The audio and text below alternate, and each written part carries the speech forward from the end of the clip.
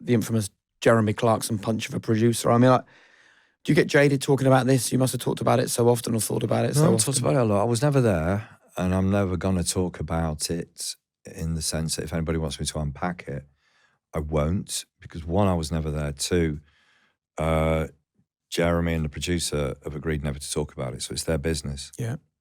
It's absolutely their business. So all of us was like, that's it, we respect that. So what I focused on in the book was I'm with him in that period when he's suspended to get him fired, because he turns himself in after he's had the bust up, and then he's suspended. And How do you mean turns himself in? Well, he rings Danny Cohen, who's the boss of the BBC, and goes, been a bust up, gun and badge on the desk, and he's suspended. So, and then at that point, he's sitting waiting because he's done whatever interviews he's going to do. The BBC interview other people. The press are circling.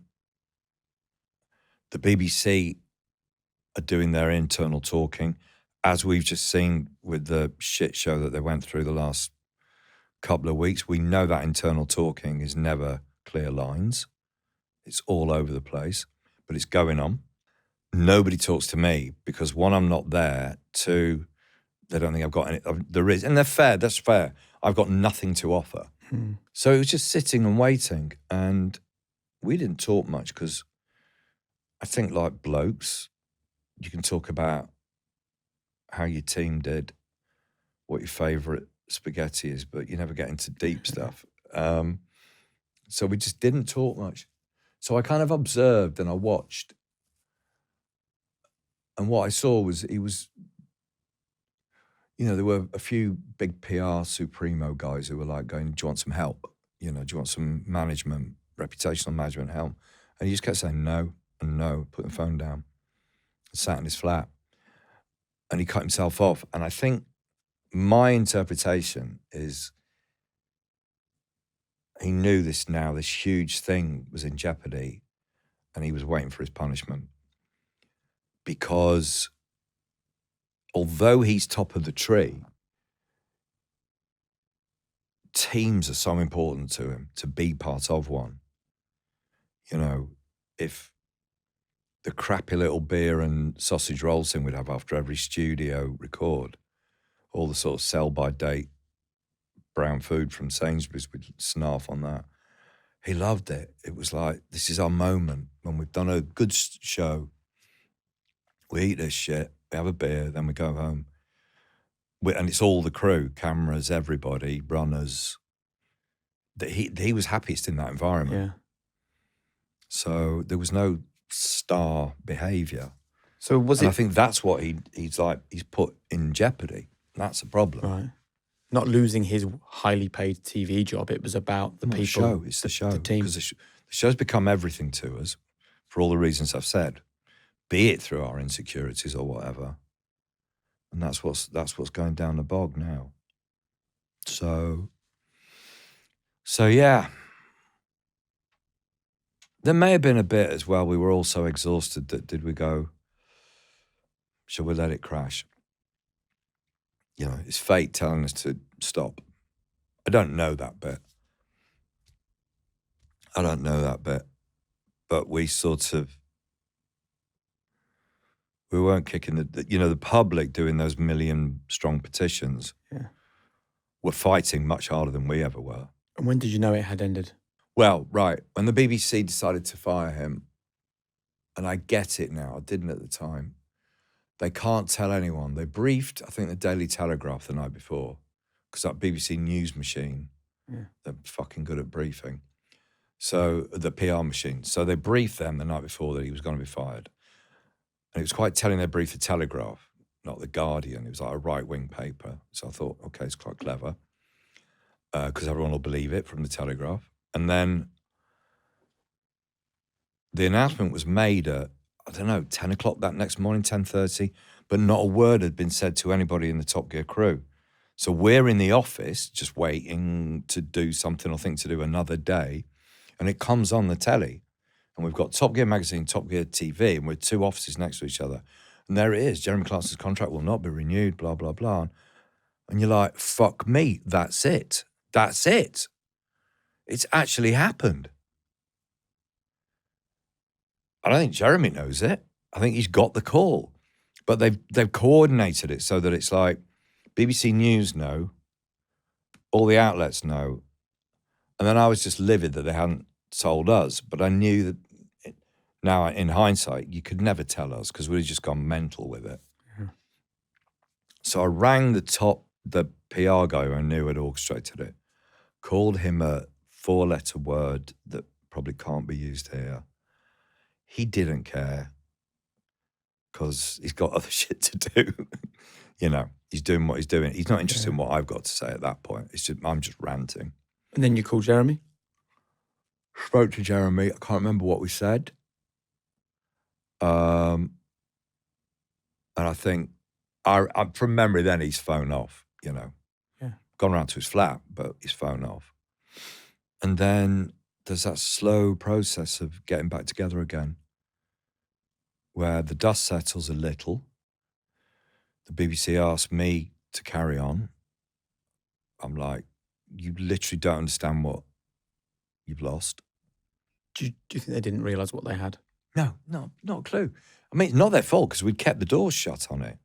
We gave them the show every week and they go, wow, and that's popular and everything. But they didn't know what we're doing. They didn't know how tight the office was. They didn't know how close we all were, that we'd become like this dysfunctional family and how long everyone had been together. They didn't see what had gone into the making of it. To be fair, why should they? Because we didn't let anyone in. We didn't have an open day. So look at us at work. That's the food that's been there on the floor for 6 months. We didn't have a sort of day like that. But yeah, it was, I think the BBC then has that moment where it actually knows it's fooling itself slightly, going, so we carry on. We get some new people. Top Gear's our show. We carry on. And they're kind of hoping, asking someone like me. And I was like, I was polite, but then I had put my hand of a notice in, going, I can't do this. You know, I'm not doing it without him. I'm not making a Top Gear because it isn't a show. It's the thing we made. And then the four of us find ourselves like looking for a home again. And did they try and keep you, but also keep James and Didn't try and Richard? keep me, apart from that first, would you do the show? Right. Controller of BBC Two was like, what shall we do next steps? And I was like, leave me alone, please. And then I said, no, I'm off. So then they tried to keep Richard and James, which was a very smart move, because to cut the four of us in half, suddenly Jeremy and I are not less of a proposition out in the world because of the threesome or everything. That actually, that it would work in the BBC's favour to split you up. So you couldn't go and be a powerful force somewhere else. Because I think they knew, deep down, they knew without Jeremy they're damaged below the waterline. But they then are on that mission, that self-righteous mission to go, Top Gear is our property and it's bigger than anyone who hosts it. They're on that mission. They'll tell themselves that.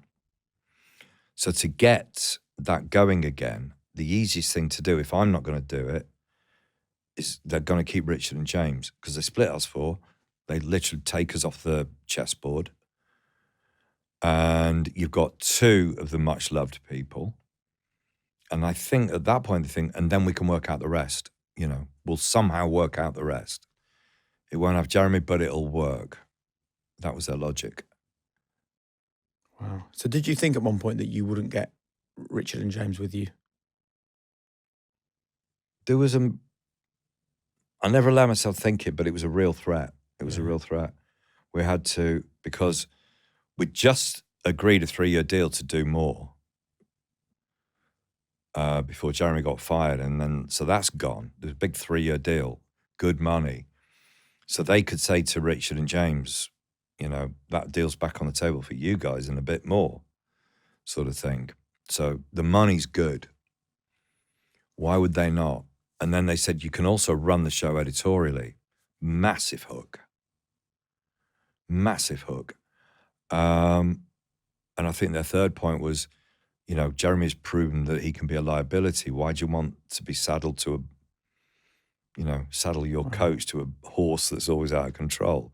You can just carry on as before, less problems, blah, blah, blah. So we eventually, the four of us, had a chat about this situation. We were really grown up round at Jeremy's flat. And Richard and James were like... when you find something that just fits right into your routine and you think, why was I not doing this sooner? Well, that's how I felt when I first came across the Bond Charge infrared sauna blanket. Now, if you follow me on my socials, I'm a pretty big fan of saunas. But I also know that sometimes they're just not the most accessible things. I mean, I travel a lot, for example. The infrared sauna blanket, though, well, for me, it solves that problem. I mean, it heats up in under a minute. It can be used on your sofa or wherever you relax. You can take it with you if you're traveling. I love the fact that it uses an infrared heat to target your body directly. So there's no sweating buckets. There's no discomfort. It's this lovely sort of smooth, effective way to burn calories, to detox, to relax. And Bond Charge have built a loyal following of over 250,000 happy customers, including me. And when you're talking about something that gets those kinds of results, I think it's important to listen. So if you're looking for a way to make your recovery easier, a bit less of a chore, then maybe check out Bond Charge. Head to bondcharge.com and use the code HP15 to save 15%. That's the code HP15 for 15% off at bondcharge.com. Trust me, it's worth a look. That's the offer. And we were like, fucking hell, it's a good offer. Can't argue with that offer. And Richard especially was like, but if we can stay together, it would be good, but we've got to have something to go to. It's got to be... He didn't mean like a counter offer, like, I'll sit here, you work it out. Yeah. It'd be good, he said, we have to have something that's solid that we can go to. So American agents, luckily, had seen the news, and they don't give a shit about this sort of like fracas. So they're like... on the phone going, do you want to sign with us? The agent's like, sign with us and we'll find you a home. So we did that. We picked an agency, went with them. And then quickly it became a discussion between Netflix and Amazon. And they were both offering good money. But we liked the fact that Amazon Netflix were already there in terms of output, size, everything. And Amazon in terms of TV were down here. So we were thought, let's go with the runt, because it's a bit like the logic of when the BBC asked us to go on to BBC One when our numbers got big. We always refused and stayed on BBC Two deliberately, because we were like, if we go on BBC One with our 8 million, we'll just be there below EastEnders and we'll be like a hit. Whereas if we're with our 8 million on BBC Two, we look like fucking... rock stars. It's just perception, smoke and mirrors, but there we are. So we thought, we'll get looked after at Amazon, because Amazon had a plan, which was to launch Prime globally, and they needed a show. They didn't have a show to do it. And if it worked out, we'd be that show. Would you ever consider helping the BBC to recreate Top Gear? Yeah. No, I don't think they wouldn't want our help anyway. They wouldn't want our help. And they do need someone who wants to bring that show back. It will never come back, people keep asking. And this is my personal opinion. I don't think it will ever come back, ever. Unless somebody in the building has a will to do it. But I can't imagine there is a will to do it. Freddie's terrible accent knocked the stuffing out of the show. And it's right and proper that everyone just like collapses and licks their wounds and everything else and mourns. But then there's nobody left afterwards who goes, right, what do we do about this show now? No one in the building's doing that. Nobody is interested in doing But also that. with no Grand Tour, there is no motoring show on the television. There isn't. There's just a farming show.